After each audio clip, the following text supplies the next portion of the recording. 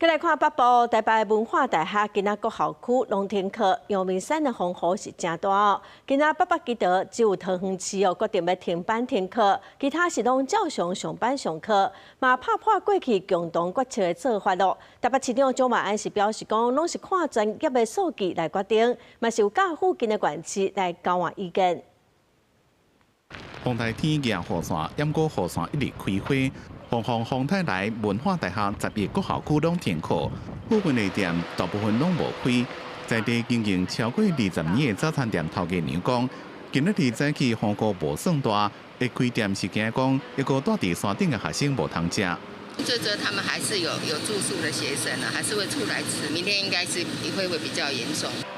风台来，进前不发生过崩山意外，前山路101项。工程人员早起的进行边坡的加强作业，搁再向山顶去里，到上游区就能感受到风雨愈来愈大。台北市区的风雨是一阵一阵，也毋过有学生讲，早起自归人出门要来学校的路的雨不止啊大。那你刚是从哪边来云南的？基隆，希望可以放假。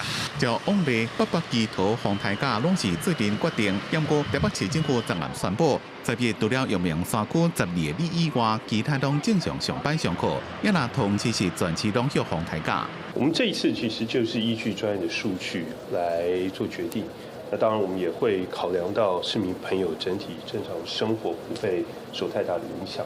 但是依照相关的数据显示，在台北市阳明山区周边，我们针对12个里可能会达标，我们来停班停课。新北市在山区有7个地方达到豪雨的等级，可以停班停课，我们就做了停班停课的决定。